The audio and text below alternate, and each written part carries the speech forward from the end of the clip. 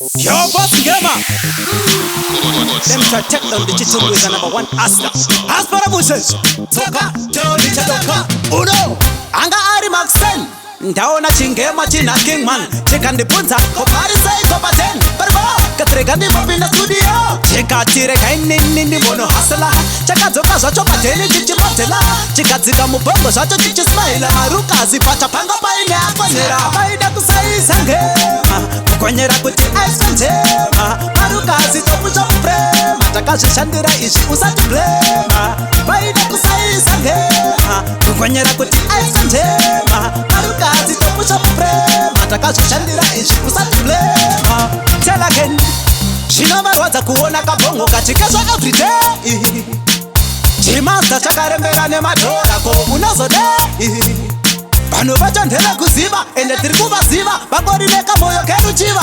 Patinofamba votiteera mariva but tabururuka kunge dziva. Vaida kusaisa ngema kukwenyera kuti aiswa ntema. Marukazi topucha muprema takazvishandira izvi usati blema. Vaida kusaisa ngema kukwenyera kuti aiswa ntema. Marukazi topucha muprema takazvishandira izvi usati blema. Ufunge ngema kanorara kumasel. Mangwana anga achabuda mumasel.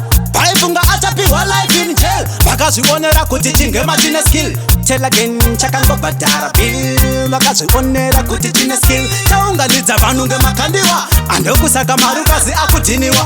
Saka vaida kusaisa umambo takavaratidza.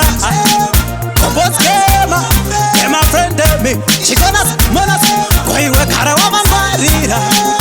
Degree ko atabomo. Junior Chronic Mama ona tanaga DJ Gaza Ono iye Anga Ari Maxen Ndaona chingema china Kingman Cheka ndipunza kopari say kopa 10. Barbo katrega ndimbopi na studio. Cheka tire kainini mono hasela. Cheka zoka zacho pateni chichi motela.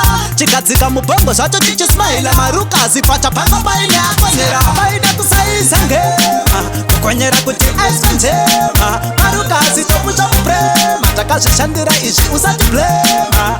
Vaida kusaisa ngema kukwenyera kuti aiswa ntema. Maruka zitopucha muprema takazvishandira izvi usati blema. Saka vaida kusaisa ngema kukwenyera kuti aiswa ntema. Maruka zitopucha muprema takazvishandira izvi usati blema. Vaida kusaisa ngema kukwenyera kuti aiswa ntema. Maruka zitopucha muprema takazvishandira izvi usati